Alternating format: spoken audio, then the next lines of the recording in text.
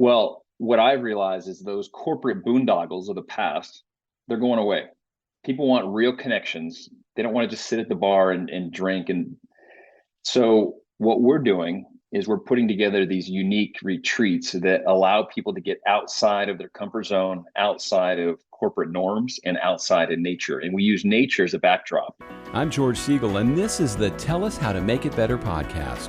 Every week, we introduce you to people who are working on real-world problems and providing actual solutions. Tell Us How to Make It Better is partnering with the Readiness Lab, the home for podcasts, webinars, and training in the field of emergency and disaster services. Hi, everybody. Thank you so much for joining me on this week's Tell Us How to Make It Better podcast.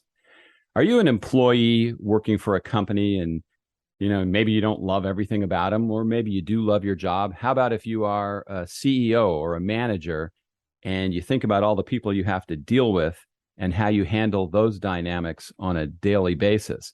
All of that can be extremely challenging. And then you throw in what we experienced with COVID and people working from home. Now they're coming back to work. This whole thing can be very complicated. And it would be great if there was a way to make that better for everyone. Well, that's what my guest today does with bringing his expertise to the table. Bart Foster is the CEO and founder of BusinessOutside and author of the new book, BusinessOutside, Discover Your Path Forward. He's a speaker, facilitator, and entrepreneur based out of Boulder, Colorado, and works with Fortune 1000 companies to get outside of comfort zones, outside of outdated norms, and outside in nature. Hey, Bart, thank you so much for joining us today. Welcome. Thanks, George. Glad to be here. All right. I like to ask my guests a couple questions before we get going so we can learn a little bit about you. Tell us something about you that most people do not know. Oh, man. I'm kind of an open book. So they know everything? No, not everything. Okay. Give us one. I started dating my wife when I was in ninth grade, and we've been married 25 years. Most people don't know that. As a media guy, my follow-up question would be, what grade was she in? Oh, that's a good one. She was in ninth grade also. Okay, good. I probably should have pre-asked that question. Nothing good could have come from a bad answer there. Okay, now that's very interesting. So, wow, the love of your life, literally. Yeah, she's been a life partner. It's great. That's fantastic. I love to hear stuff like that. Now, if you could get a meeting today with anybody in the world, you could meet with them. They have to be alive, obviously. Who are you sitting down with? Richard Branson. We're going to go to Necker Island, and we're going to talk about Business Outside and how he can help support. He's already a brand ambassador indirectly. He just doesn't know it yet. So he's living the life that I want a lot of other CEOs to live, and I think he can help. Awesome. All right, that's a good one. Okay, so explain the problem that you have identified and tell us what you're doing to make it better. So corporations and small and medium-sized businesses too, but particularly large companies, they're stuck. They're stuck inside, in front of their Zoom calls and their screens. They're stuck on their phone, and they're not making these human connections. And COVID just accelerated all of that. Like, it was already happening, but COVID made it really apparent. And then we weren't going to the office, and now people are coming back to the office and they're trying to figure out this remote and this hybrid thing, and no one's really figured it out. Well, what I realize is those corporate boondoggles of the past, they're going away. People want real connections. They don't want to just sit at the bar and drink. And so what we're doing is we're putting together these unique retreats that allow people to get outside of their comfort zone, outside of corporate norms, and outside in nature. And we use nature as a backdrop because, yeah, I'll pause there, but that's kind of what we're doing. That's the problem we're solving because people are stuck. They're stuck inside. Now, how do you get the commitment from people to do this? Is it like just driving to a local park? Is it as simple as that? Or is it an excursion where the whole workplace goes camping or does something outdoors? So it's really an ethos. It's a way of thinking. So it could be as simple as Fresh Air Fridays, and you encourage your employees to get outside. You could book the conference room outside. You could book the picnic table. You could do a walkie-talkie, which is simply a walking meeting. So there's certain things you can do, right? But it's bigger than that. It's not just outside in nature. It's thinking differently and doing things unique and challenging the status quo and being more intentional with where we spend our time. How did you discover this? What led you to come up with this method? So when I first moved to Boulder, Colorado, I was living in Atlanta, and I didn't really know anybody when my wife and I moved here. And I started reaching out to venture capitalists and investors and business owners and trying to just network, right? And lunches and coffees and different things. And this one woman, Elizabeth Krause, she's like, I don't do coffee or lunch. She's like, meet me at the trailhead. We're going to go for a hike. And I remember telling my wife, this is really weird. I'm going to this hiking meeting. I don't know what to wear. And but something special happened that day because I felt more authentic. I was more alive and I was more vulnerable. And I probably shared some things with her that I hadn't shared in 6 months. And it turned out that I felt more alive. So that became my default. And I started doing more hiking meetings. And then I started doing it with groups. And then one thing led to another. And then COVID hit and everyone wanted to be outside. And it just took off.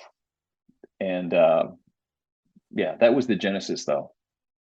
Now, I imagine that kind of situation could go two ways. One, you find people that are open to doing that, or two, maybe you could eliminate people who aren't because it shows that they're not thinking the way you are to do business. I mean, is it one or the other? It's interesting. I think it's hard to talk about and read about. I think people have to experience it. And when they experience it, so I did this innovation summit for the optical industry, so eyeglasses and things. And I started this 4 or 5 years ago. And the first year we had this hike and it was sort of optional and I had some people come, but it was so great that the next year I made it mandatory. And it was just part of what you do because I knew that they were going to experience it. And then anybody that didn't show up for the hike, they didn't get invited back. So now we've been doing this thing 4 or 5 years. People know what they're getting into and they've experienced it. And now that they infect other people in their companies. What are the differences you notice with workers after they do something like this? How does it carry forward from the actual event? It's so amazing. I've had people tell me like it's the best event that I had United Healthcare in. They actually put it on LinkedIn so I can talk about it. They said it was the best. The COO said it was the best meeting she's been to in 30 years. Like she's been to a lot of meetings. She's been with the company more than 20 years. And to get that sort of testimonial tells me we're doing something right. And what it is people don't need to be in the four walls of a conference room. They don't need to be looking at PowerPoint slides all day. What they need to do is they need to talk. And they need to get to know each other as not human resources, but actually humans. Because we all come to work every day as mothers and fathers and caregivers. Like it's more than just our job title. And what happens when you're hiking, you're walking, I'm careful with the H word, right? The hike gets people thinking, oh shit, we're going to do something really big. It can be a walk, George. It can be as simple as a walk. But what happens is when you strip away, clothing has a lot to do with it. It doesn't matter what you're wearing. You don't have to have a suit and tie. Everyone has sneakers on and you're walking and you're not making direct eye contact. You're shoulder to shoulder. You're moving. There's a reason why they tell you, talk to your kids in the car because one, they're captive, but you don't have direct eye contact. It's the same thing. And there's studies to prove the science is out there. You're more vulnerable and you're willing to share, and vulnerability leads to trust. And if you can build trust, you can build better teams. It's such a simple concept, just no one's doing it. Yeah, I've always thought one of the most dangerous office events was the company Christmas party because you get people there that are drinking and they start sharing too much. Is there does that happen in this kind of environment where people are going, wow, they're all together talking? Does it sometimes turn into a bitch session about the company, or are people more aware than that? It's a different environment. The important piece is you set the intention on the front end. So the first thing I do in every meeting is we get in a big circle, and there could be 100 people, there could be 20, it doesn't matter, but we're in a big circle. And I'll invite them, hey, close your eyes, or if you're more comfortable, look over the bridge of your nose. And we're gonna take a really deep breath in through our nose. And exhale. Take a deep breath in and exhale. And we do that 3 or 4 times. And I tell them on their inhale, they breathe in. And they breathe in energy and optimism. And on their exhale, they're going to let go of any distractions. And anything that came before this, anything came after. It's so simple, but no one does it. We run into meeting to meeting. We're on phones and everything, and we're not present. with each other. And I set the intention and I ground them to start any meeting. And that just sets the stage. And then we talk about, all right, what are we going to accomplish together? And people realize this is a different meeting. Guys, if you're going to be on your phone, great, just leave the room. It's not going to happen in this meeting.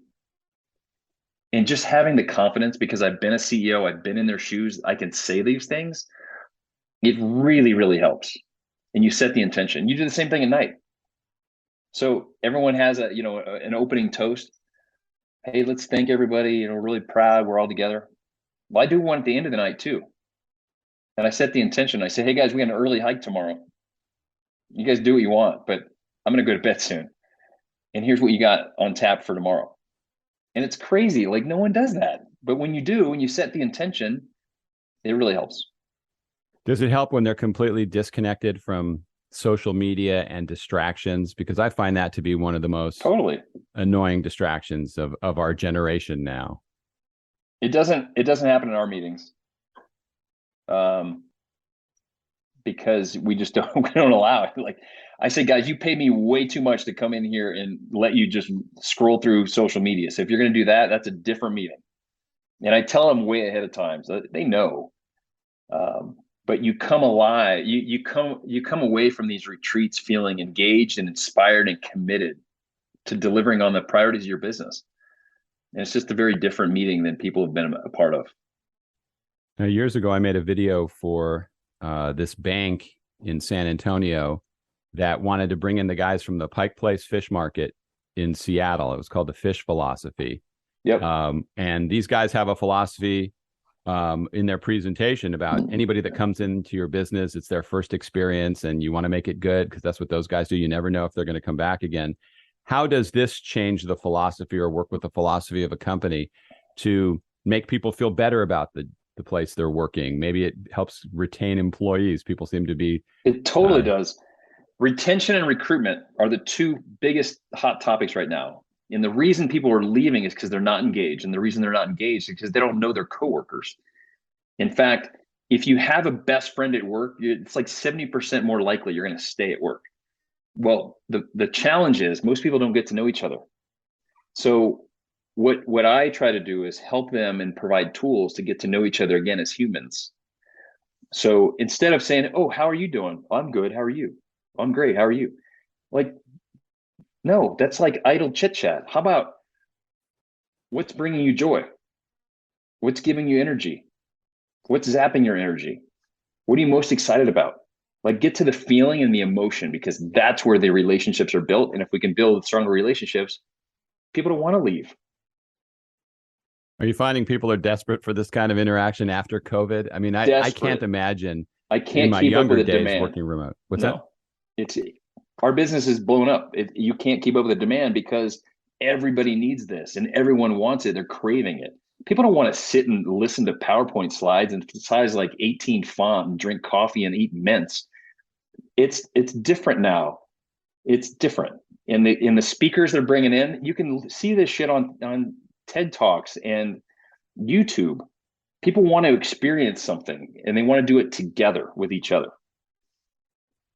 Now, do you have any? I knew you had that one example because they posted the video, but there are other kind of examples where maybe people were resistant or reluctant to buy in, and then afterwards they realized, wow, this was really valuable. 2 days ago, yeah, I had an executive team. They're all CEOs, and we did a Wim Hof session, which is a breathing session at sunrise, and we're walking through the woods to this amazing lake, and there you can hear them snickering, like, what is this? This is crazy. Why are we doing this? And we sit down and we breathe for a good 10 minutes. And then we get in the cold water. And it was cold. And they loved it. And they felt more alive. They realized that if they just trusted the process and just got to know each other a little bit, and it was awesome. But that stuff happens at every event. And that's why the things like Wim Hof, the things like a sunrise breathing experience, getting people up, doing things differently, we don't do that until like day 2 or 3, because they have to kind of buy into what we're laying down. Tell me about the book, Business Outside, Discover Your Path Forward. Yeah. It's a lot of what we do and a lot of the principles that we teach. But essentially, it's a way to think differently and get outside of your comfort zone, outside of corporate norms.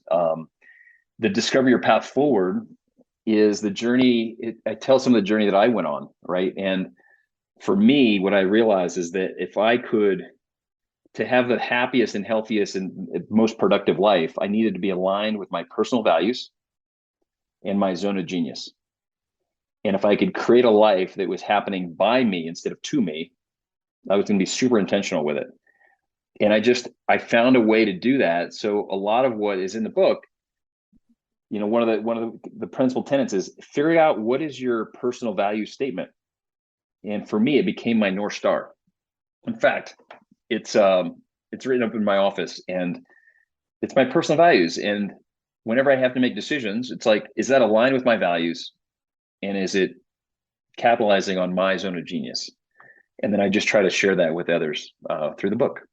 Can you share your personal value statement? Yes. I value personal freedom, which allows me to lead an active and healthy life full of adventure. I will build authentic and loving relationships with friends and family. I will fulfill myself through curiosity, personal growth, and lifelong learning. That's me. Do you look at that every day and see if you're staying true to it, or do you check back every now and then? I mean, how do you keep the course going straight on that? So two things. Yes, I have it posted in front of me and behind me in my office. Whenever I'm faced with a big decision, I'll kind of look at it. Hey, is this aligned? And then I do something kind of unique. There's an app called 1 Second Every Day. Have you ever heard of it? I have not. So 1 second every day is you take a 1 second video every day. And at the end of a year, you have a 6-minute video, right? 365 seconds. And I first heard about it. I was down in Ecuador, and somebody had told me they've been doing this. And that was 6 years ago. And I literally have been doing it for 6 years. And what's so cool is that you capture the second that means a lot to you, like that day. Like it could be a sporting event, it could be somebody's birthday, it might be I'm hiking a mountain. There's all different seconds. But what I realized recently is I can look back and I can play like the last month, say in 30 seconds, right? And I can see the feeling, the emotion, who I was with. And I can then look at my personal values and look at that video and say, am I aligned? Am I living into what I say is important? And it's a nice way to kind of calibrate for me. Sounds like a much better use of selfies doing something like that. Well, I'm not usually in them, so it's through my eyes. So I take okay. So you don't. It's not of your. It's wherever you are, whatever you're doing, you capture whatever that. I'm seeing. Yeah. Okay. That's interesting. So that's turning the camera away from you. That's probably much better. Yeah. So this, yeah. So I'll tell you. So this picture right here was taken. There was a buddy of mine. He was in Denver, and he's like, "Hey, do you want to go for a hike in the morning? Whatever. I only have this short window. I can be there at 5 a.m." It's like, okay, I'll go at 5. Well, I wake up and it just looks completely shitty outside, and it's cold, and I'm like, oh, I didn't really want to go, but I'm so glad I got out, because we start walking up the hill, and I just had this funny feeling. Just you could see the way the clouds were moving, and we popped through the clouds, and this was me, like literally like 500 yards from where that first picture was taken. And then it just got better. And it's called an inversion. It happens like twice a year.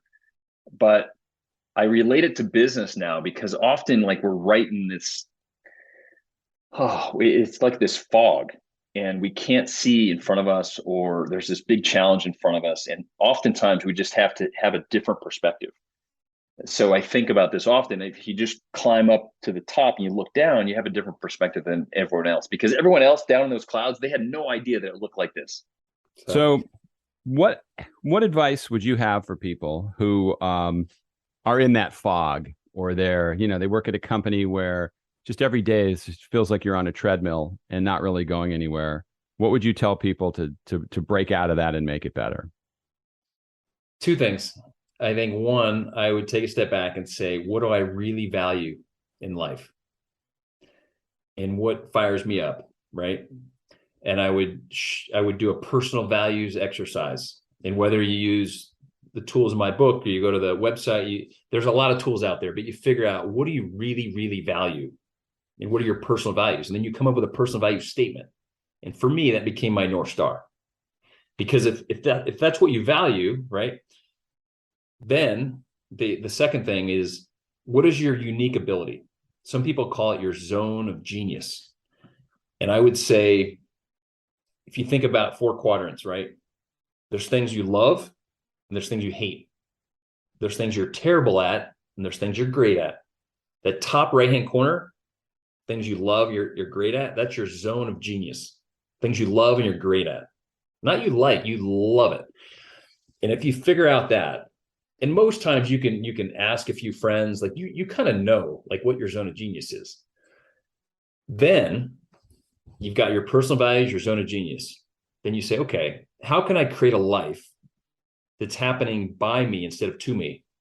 And it might mean you might have to change jobs, but maybe not. It might mean you have to move. It might mean you might have to wake up earlier. It might mean you have to, but if you know your personal values, then I do an assessment and I say, hey, in the last 6 months of those 6 or 8 values you just listed, in the last 6 months, how much have you leaned into those?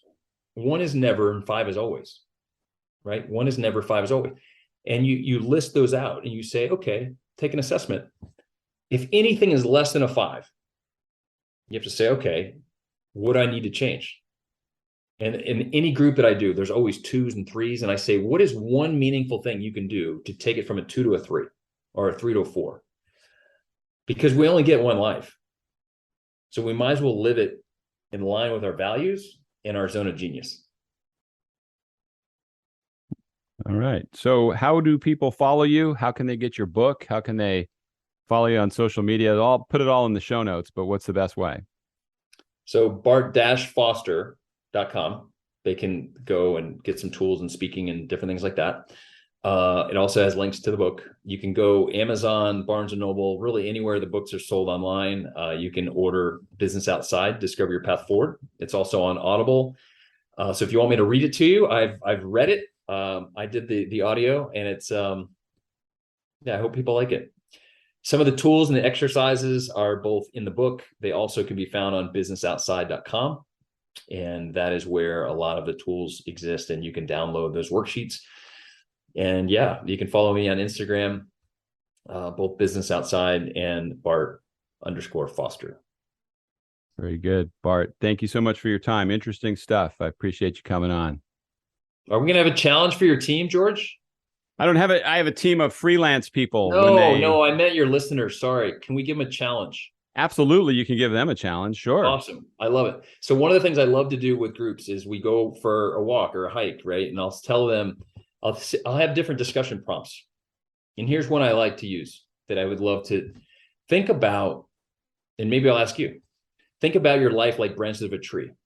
And you had different forks in the road along the way. Who is a person who made a big impact on you at one of those forks in the road? What do they say? How'd they make you feel? And how they change the trajectory of your life, right? You think about that. It's who you're really grateful for. And the reality is a lot of people don't know. And here's what I like to do with groups is once they think about that, I tell them to send a short selfie video, okay? And you can even blame it on you or me and this podcast, people are listening to it, and say, hey, I heard this thing, I want to try this. And you whip out your phone and record a 30-second video for that person and tell them what they meant to you and why, and send it. It's easy. Nobody does it. But once they start doing it, it creates this gratitude loop, and it's amazing. And the reality is a lot of people don't know the impact that they made on us, but words matter and actions matter. And if we can do that, I think it'll be a better world. And I think that would be a cool challenge. And you could say to your listeners, like, go out and do this. Just like send a video to somebody. Interesting. Now you have my wheels turning, trying to think who I would peg as somebody that did that. And just sitting here, with the pressure of you and I talking, nothing's popping into mind. I'd probably have to sit there and really think about it a little more. One way to think about it is the top 5 highs of your life and the top 5 lows. My guess is there were some intersections there. And you didn't do it alone. There were some people that influenced and gave you some advice and guidance and pushed you in a way or gave you a book to read. And it changed your life. And those are the people that we want to thank and have gratitude. Yeah, I think part of that exercise too is maybe thinking about those things and remembering them. Because like I say, if it's not forefront in my mind, I bet if I sat down, they would start coming back to me. So then maybe you appreciate them more once you bring that memory back up. Yeah. Thank you so much for listening to today's Tell Us How to Make It Better podcast. All the information to get in touch with Bart is in the show notes. And if you'd like to reach out to me, all of my social media contacts are there, as well as a contact form if you have any ideas for future guests or thoughts about something you've seen or something you'd like to see. I certainly would love to hear from you. And also, if you enjoyed listening, please share the link with other people. And if you leave a review, I'll consider that a huge bonus, and I appreciate you doing it. Thanks again for listening. See you next time.